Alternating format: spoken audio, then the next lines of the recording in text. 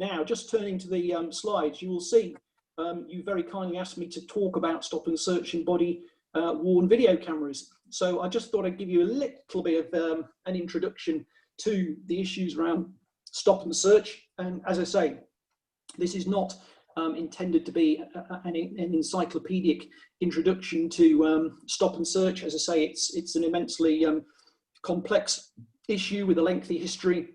It's possibly the most controversial power that is used by police services around the country, perhaps. You'll see that the powers of stop and search I've just kind of listed there. I mean, Section 1 of the Police and Criminal Evidence Act 1984, I mean, you'll see that essentially that allows police officers to stop and search those that have, where they have reasonable grounds to suspect that an individual might have stolen or prohibited articles in their possession. I mean, Section 1 of the Police and Criminal Evidence Act replaced essentially the SUS law that was part of the 1824 Vagrancy Act. And some of you, if you're old enough or you're historians of this sort of thing, will remember the Brixton riots and the Scarman inquiry back in 1981, I think it was, who criticised the use of SUS and the existence of it. And as a consequence of that, the Police and Criminal Evidence Act emerged from that. And rather than the police just simply being able to stop and search on suspicion alone, they had to have reasonable grounds. And secondly, we have the Section 23 Misuse of Drugs Act, and that is the principal power to stop and search that the police use in relation to controlled drugs. It has to be said the vast majority of stop and search take place under those two particular provisions, Section 1 Police and Criminal Evidence Act and Section 23 Misuse of Drugs Act. There's also a power in relation to firearms, and there's a power under Section 60. Now, this Section 60 is the one that the Tories have recently relaxed again. I mean, the powers were kind of voluntarily made more stringent as a result of, to be fair, action that Theresa May took when she was Home Secretary in relation to this, and they tightened the use of Section 60 up considerably. I mean, Johnson's government and Priti Patel have now significantly relaxed the powers around the use of Section 60, and it allows a senior police officer to effectively suspend the requirement for reasonable grounds. So they can search without reasonable grounds. It tends to be very limited in terms of locality. It has to be authorised by a senior police officer, and it's normally time limited for up to 24 hours now. And that the precondition for authorising that is that there has been violence or is expected there to be violence. I mean, quite often police services will use this in the wake of a particular knife attack in a locality, and they will perhaps use this for a day or so to kind of provide some public confidence around concerns in the local community in those circumstances. Finally, Section 163 Road Traffic Act 1988, that simply allows a police officer to stop a driver of a vehicle without the need for reasonable grounds, but only to confirm licensed, that the individual is licensed and is insured. I mean, you might remember that that's the power that the police used to stop Dawn Butler, the Labour MP, some weeks ago. It wasn't actually a stop and search. It's effectively a power to stop an account, not actually a power to stop and search, although obviously once that power is exercised, it may evolve into a search at some later time in the process. And then we move on to just providing some illustration of the disproportionality that exists in the West Midlands around the use of stop and search. These figures were from a useful Birmingham Live article that came out a couple of months ago. They I mean, this sort of information is kind of readily available anyway, but it was a nice little summary. And you'll see that in the period April 18 to March 19, it is in the West Midlands, not nationally, that black people, and this is expressly black people as opposed to black, Asian, minority ethnic people were 4 times more likely to be stopped and searched than white people in the West Midlands, 13 times more likely to be stopped and searched under Section 60 powers that we've just discussed. And I've also included the stats in relation to use of force there as well.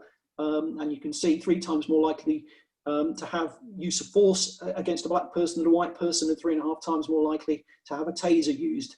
In terms of the national stats, I think that in terms of disproportionality around stop and search for black, Asian and minority ethnic members of the community, it's about 4 times, but dramatically greater for black people nationally. I think you're 10 times more likely to be stopped and searched nationally if you are black than if you are white. So other thing to remember about stop and search, of course, is that although it's very significantly, the police service will rely on the use of stop and search, they say, as essentially part of the war against violent crime. But I mean, the stats don't always demonstrate that that is exactly their focus, because bear in mind that about 60% of stop and searches are around drugs. And I think it's only about 15% of stop and searches nationally that are for weapons, knives, for example. So although it's often used as the focus to justify extensive stop and search, the actual numbers don't necessarily demonstrate that that is the actual focus. So, I mean, that's an interesting issue for further discussion. And then we move on to specifically the use of body-worn cameras. Now, I've taken some of the information that I got on these slides from the June 2020 report that West Midlands Police made to the West Midlands Strategic Police and Crime Board, which is a kind of supervisory form of select committee type organisation that the Police and Crime Commissioner has that meets monthly. So you'll see that West Midlands Police say the use of body-worn video cameras is crucial to the scrutiny of our interactions with the public, and we continue to embed its use with our frontline officers. Now, in terms of how extensive body-worn video cameras are amongst the police service, I mean, I think the one of the articles that you circulated with your invitation, thank you ever so much, was a link to the West Midlands Police website. And now that does suggest that body-worn video cameras are available to all police officers now. I mean, I'm assuming that is the case since it's on their website. So although it says continue to embed its use with frontline officers, it does seem that they ought to be universally available. But I mean, I don't know that categorically. But certainly their website and the link that you sent seems to suggest that is the case. You'll see that the College of Policing, which is the police's professional standards body, I suppose, they have there is an authorised professional practice around the use of body-worn video cameras, which does say that they should be activated to capture all relevant information during the course of a stop and search.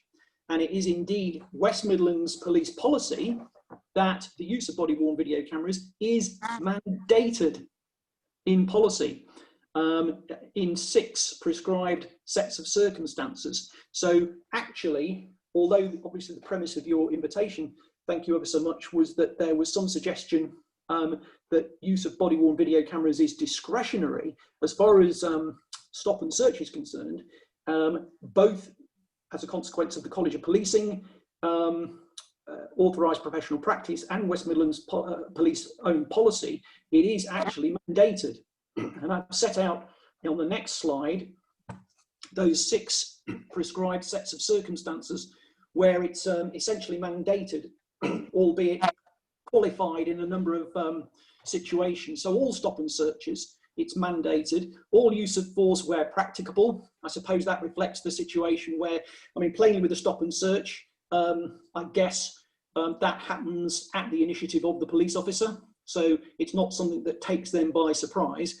Presumably they have pre-planned that particular stop and search. So it's not a question of not being able to activate the body camera. Plainly, use of force, I mean, potentially there may be circumstances in which something could happen very quickly or in a spontaneous way, and so perhaps it might not, in those instances, perhaps be practical to activate the camera in some circumstances.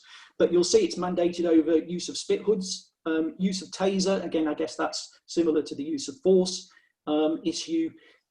All domestic incidents, unless it can be justified by the officer, that obtaining best evidence requires the camera to be turned off. And you can understand that in certain circumstances that there may be perfectly proper reasons as a matter of sensitivity why body-worn video cameras might not be appropriate in those circumstances. And then finally, when deploying to a mental health institution.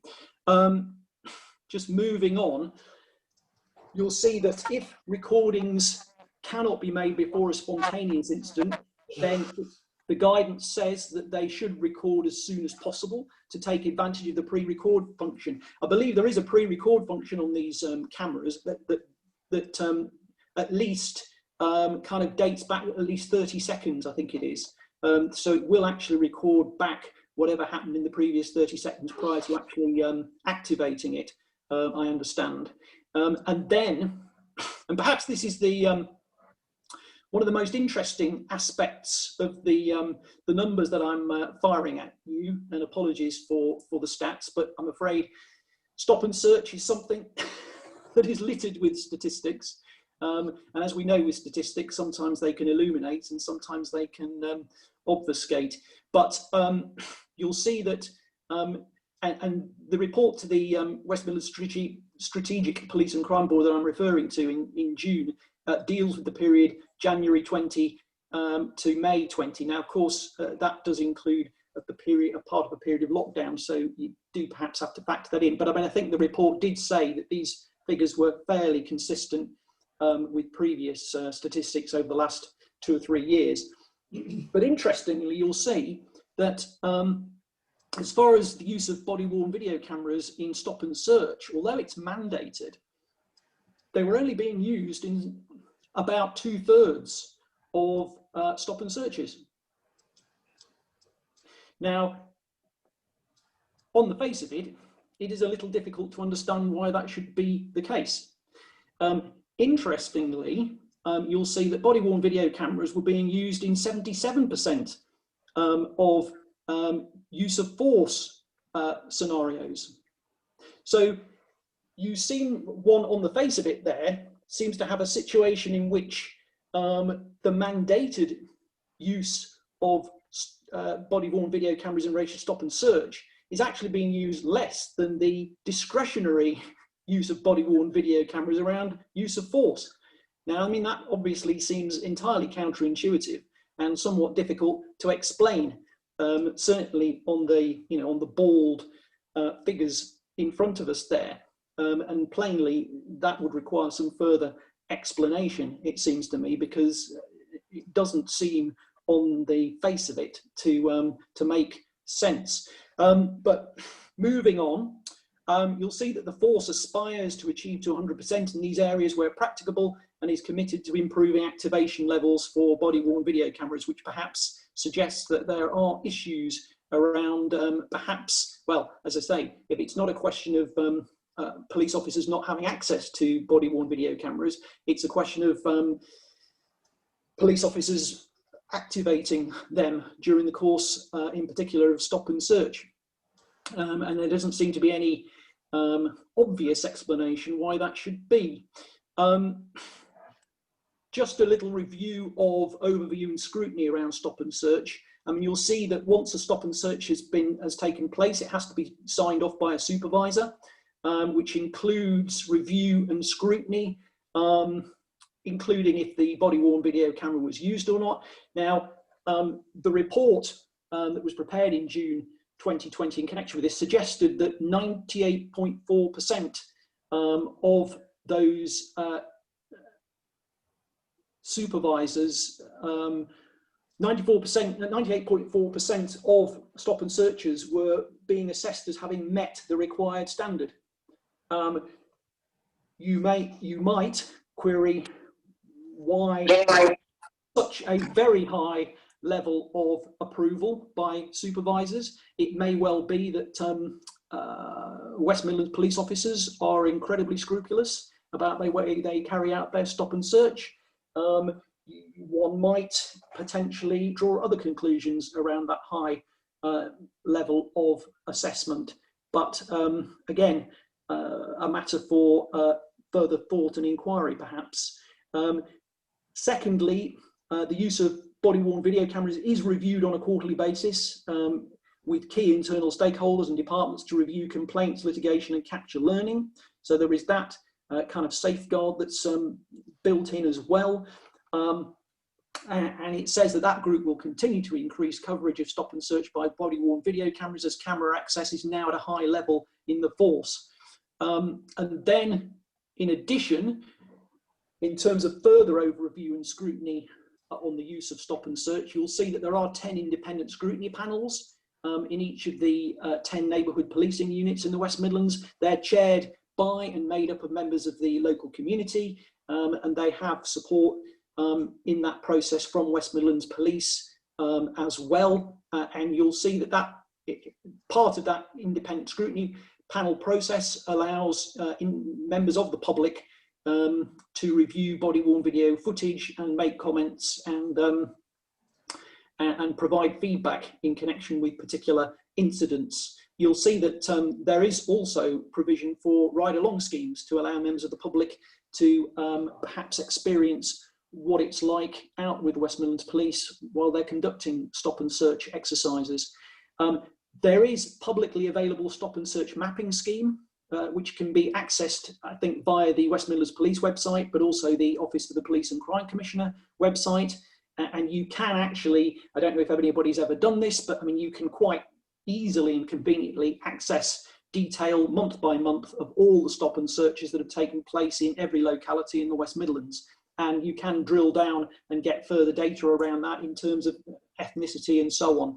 And there is quite extensive publication of data around stop and search that is available fairly readily, conveniently, and it doesn't take hours and hours to access that. You'll see as well that the Office of the Police and Crime Commissioner convenes 2 yearly commissions, which involves scrutiny panels, guests, members of the public who are invited to hold the Police and Crime Commission of West Midlands Police to account around stop and search issues. And stop and search and indeed use of force are subject to scrutiny on an annual basis at the West Midlands Strategic Police and Crime, that should say board, not panel, sorry.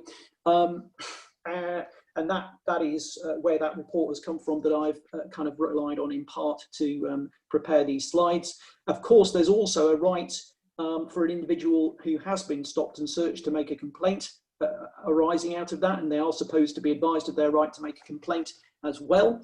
I don't have any stats as to how many people actually exercise their right to do that. And the College of Policing, interestingly, the College of Policing are actually consulting on further guidance around the use of body-worn video cameras and community accountability as well. Now, that consultation, as I understand it, closed last September, well, September 2019. And as far as I'm aware, the College of Policing has not yet issued any new guidance arising out of that consultation. So, I mean, that would be quite interesting because it'd be particularly relevant and pertinent to the discussion that we're having this evening. And then finally, I just thought I'd include, I mean, the issues around, the effectiveness of stop and search in terms of whether it's effective as a deterrent or whether it's effective as an investigatory power.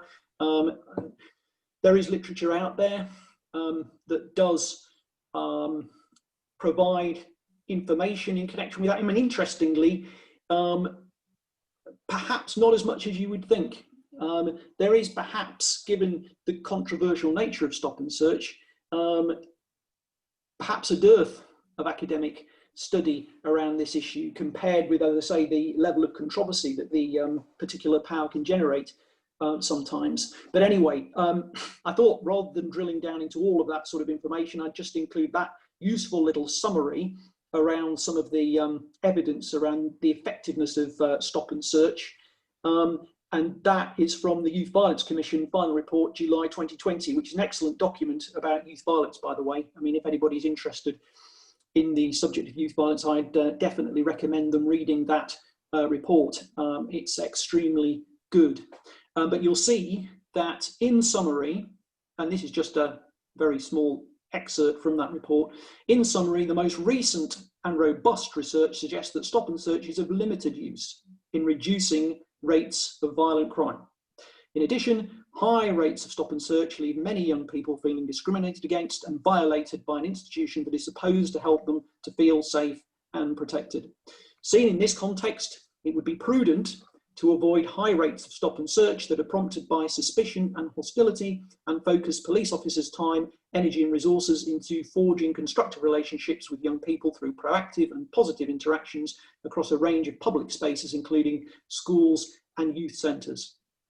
And I really just tagged that on in the end of this talk, just to flag that issue, because I don't think one could do justice to the subject matter without some reference to that particular issue around stop and search. But as I say, that rather introduces a very different and additional talk altogether. And perhaps there isn't the time and space this evening to talk about that. But I've just flagged it, and it may well be that it might prompt further interest and investigation from you individually to read further around that, or indeed invite me back on another occasion to come and speak to you about that aspect of stop and search part 2. But perhaps after this evening you might not want to invite me back, I don't know. But anyway, that kind of concludes my little presentation around body-worn video cameras. Very happy to take any questions, and I might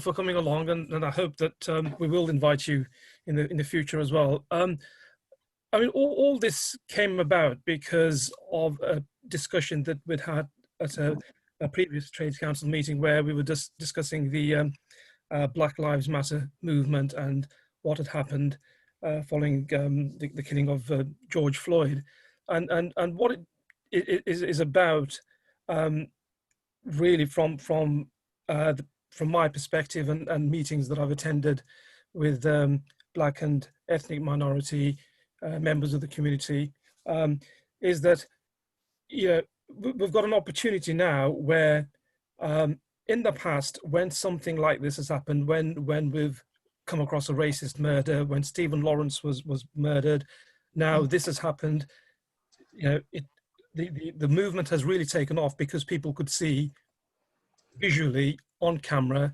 how a Black person was killed, people were able to see somebody actually being murdered by the police on camera. And what we felt was that it's about time where we as a movement just, you know, stop talking and stop talking about, you know, how bad we've had it and how bad the system is, and actually insisted upon changes taking place. You know, do we campaign for something to be done so that we can stop these incidents happening in the future? And the suggestion was made was that if people had, if police wore body cameras and it was made mandatory, then that might have some effect in reducing these kind of incidents. Now, I mean, you said that the College of Policing actually mandates that for stop and search, body cameras should be worn, and it strikes me as being odd that anybody should be allowed to do anything without reasonable grounds, but it seems that the police can, you know, without reasonable grounds, stop somebody just to check whether they've got a license and they're insured. The question I wanted to ask is that, from that point of view, you know, as a, you know, hopefully as a police and crime commissioner in the future, I mean, do you think that there is a particular campaign that you know, people within the trade union movement, people within the labour movement should actually be focusing on, you know, to try and promote the Black Lives Matter movement, to try and, you know, say, well, look, this is what we need happening to stop police brutality, to stop inequitable actions by the police to stop, illegal acts that the police are doing. I mean, do you think that, for example, should we be insisting upon the law being changed, where the police should not be able to do anything without reasonable grounds, or should we be running a campaign where, where we say, well, look, this is what the College of Policing says, and if a police officer isn't wearing a body cam when they ought to be, then action should be taken. So what I'm looking towards actually is to get something from you that we can use as a campaigning issue. Yeah, quite a few issues arising there, Warinder. I mean, there are obviously a number of organisations out there campaigning around issues of disproportionality around stop and search and use of force, for example. So, I mean, there are organisations out there who are doing that. I mean, there's no reason why that can't include trade unions joining forces around that. It should include police and crime commissioners holding police services to account up and down the country, because plainly that is one mechanism by which it can happen. In terms of changing the law, I mean, the difficulty, and I think you were alluding to there, was the use of stop and search on other than reasonable grounds.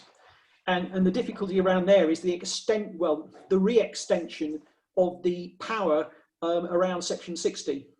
And I mean, it was the Tory government last year, and I think it was Sajid Javid, when he was Home Secretary, who effectively re-extended the stop and search powers around Section 60. And Section 60, as I say, is the power that a senior officer within the police can invoke in order to effectively suspend the need for there to be reasonable grounds. I mean, that had been tightened, to be fair, under Theresa May when she was Home Secretary, because there was a general feeling that the use of stop and search was running out of control. I mean, it was being used excessively, and there was a concern there was widespread illegality around the use of stop and search. I mean, there was extent by, come 2010, 2011, the use of stop and search had extended very significantly. And, I guess it was Theresa May as Home Secretary who largely decided that some efforts had to be taken in order to kind of rein that back. Now, I mean, some people agreed with her, some people didn't.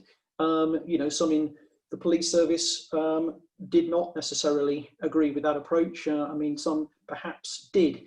But I think that's where the problem has arisen, because I think it was about 2 or 3 years ago, the use of Section 60 were in. I think there were only about 600 users of Section 60 powers about 2 or 3 years ago.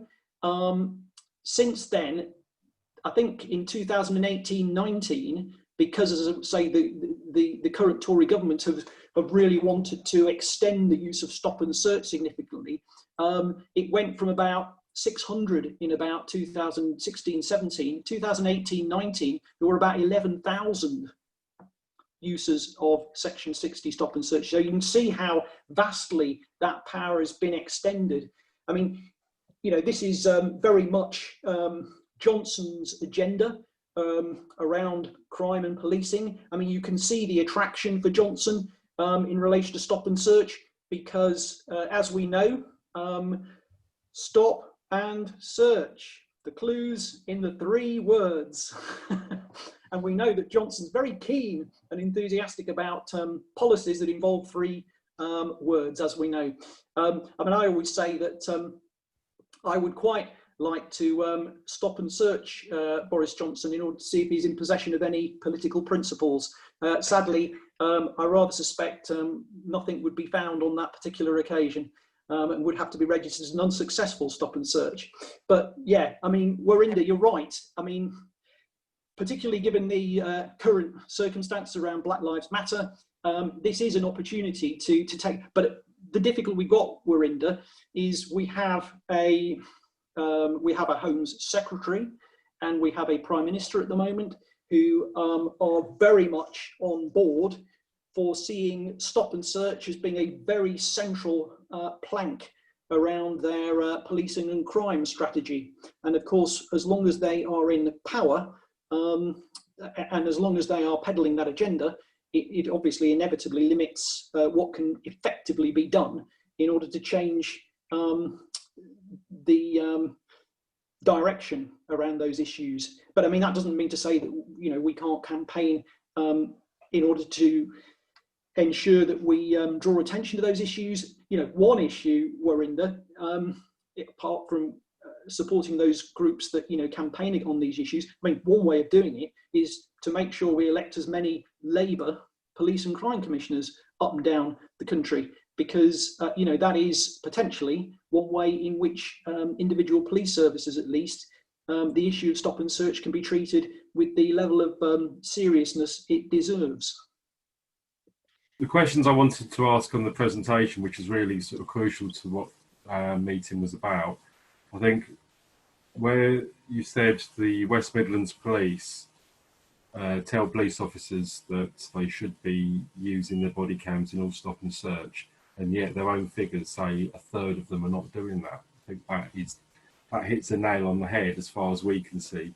Whether it's true or not, there's evidence there that it could be true, that police are treating people differently and deciding when not to switch on their body cams. Because a third is not just a couple of people forgetting when it's something they do day in, day out. And as you said, the statistics haven't really changed. So it's a continuing thing. So I think that's a crucial thing to ask and to find out, why is that statistics quite so bad when it's mandatory? Yeah, I mean, you're absolutely right, Nick. I mean, looking at those stats, yeah, they stare you in the face, don't they? And the question begs an answer.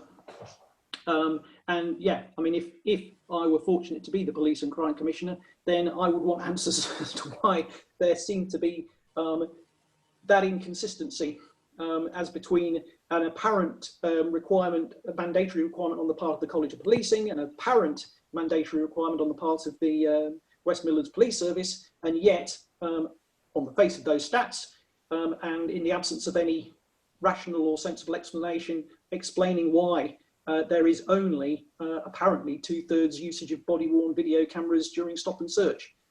Yeah, I mean, plainly that appears to be wholly inconsistent and somewhat irrational and perverse, and cries out for explanation, Nick. And one other quick little issue, you mentioned the Road Traffic Act section 163, which allows police to stop to check whether someone's got their licence and insurance. Surely that's a regulation that's becoming increasingly out of date, because the police cars have automatic number plate recognition, so they know whether the car is insured, assuming the driver's correct, and they know whether the person's got a licence. So that gives them police discretion to stop a car, because obviously they don't know it's exactly the same person who's driving the car that the car's insured and got a licence for. And maybe that's when they decide to stop more black people, because they're more suspicious of black people than white people. The other issue regarding stopping cars is that cars get tagged by the police. And once there is suspicion on a car, whether it's someone's been prosecuted or not, or they're just suspicious, they keep on stopping that same car. And when you hear young black men saying they've been stopped dozens of times and they give up complaining, that's because their car's tagged. Yeah, I mean, obviously that what you referred to there, Nick, was part of the controversy around Dawn Butler being stopped, wasn't it? I mean, that they said that they had used automatic number plate recognition technology and apparently had keyed in the wrong registration plate. Yeah, but I mean, you know, that issue was around the use of that particular statutory power to stop that car on that occasion. Yeah, absolutely. Was that all, Nick? Because I think Rob's got a question as well. Okay, yeah.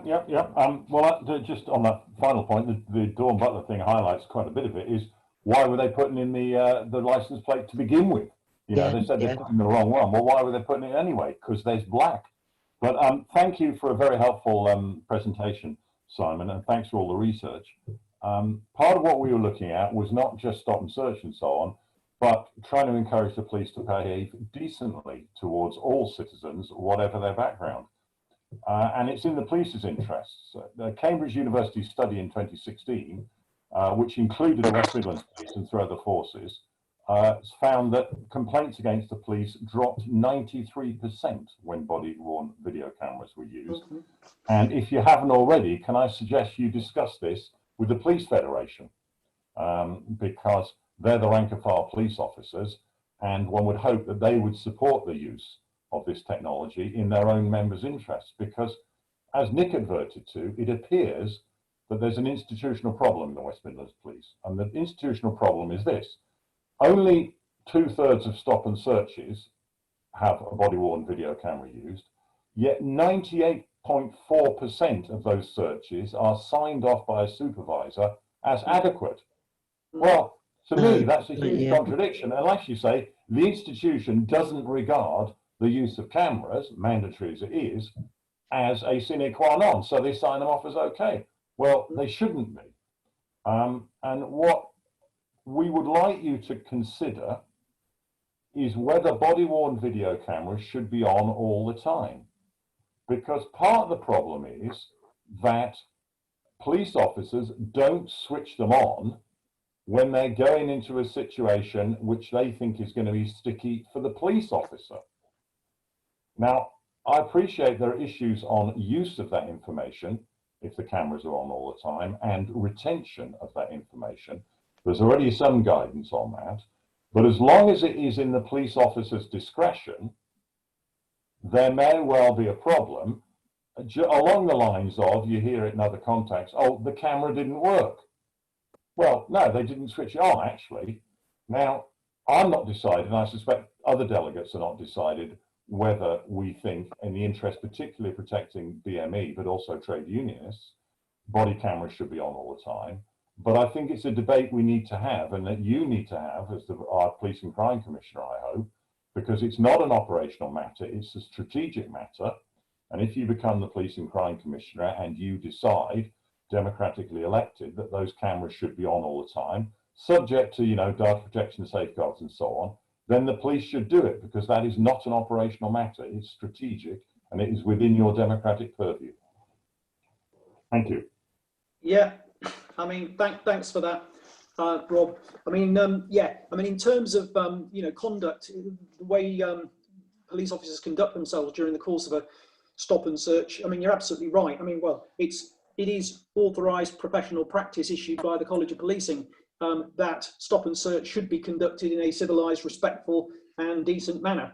You know, that is embodied in the professional guidance around use of stop and search.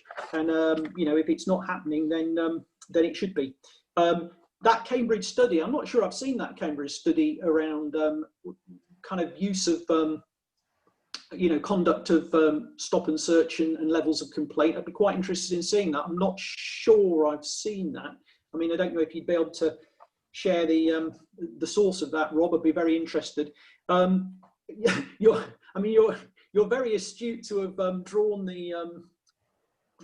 our attention to, yes, the inconsistency around perhaps only 2/3 of stop and search being you know, body-worn video cameras only being used in stop and search, 2/3 of stop and search, and yet apparently supervisors signing off these you know, stop and searches as having complied with relevant requirements. And it is explicitly the case that when those supervisors sign those off, whether the body-worn video camera was used or not is supposedly part of that supervisory process. So if 98% are being signed off, then in circumstances where the body-worn video camera isn't, I mean, that does raise some serious questions. You're absolutely right. That's an excellent point. I mean, I have met with the Police Federation.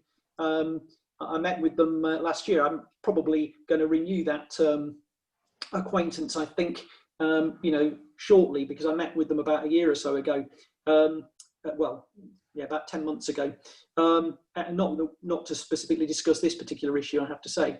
But yeah, I mean, as I believe it, I think the Police Federation are supportive of the use of body-worn video cameras because, you know, as the invitation alluded to when I was asked to come along to this meeting, I mean, you know, there plainly is a duality of interest around this, not just from the point of view of the general public, but also from the point of view of police officers as well. So, you know, in one sense, you know, there ought, in theory, in principle, to be a commonality of interest in ensuring the use of body-worn video cameras.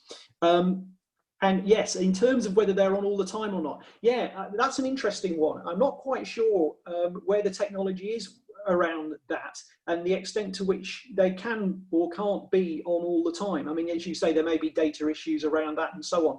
But yeah, I mean, that's a very interesting point. Interestingly, the most recent report to the Strategic Police and Crime Board didn't seem to allude or make any reference to whether, you know, it was possible for cameras to be on all the time or not be on all the time. Didn't seem to address that particular point. It does raise an interesting issue. I might well take that up with David Jameson and ask him, you know, what the position is in relation to cameras potentially being on all the time. Yeah, good point. Thanks, Rob.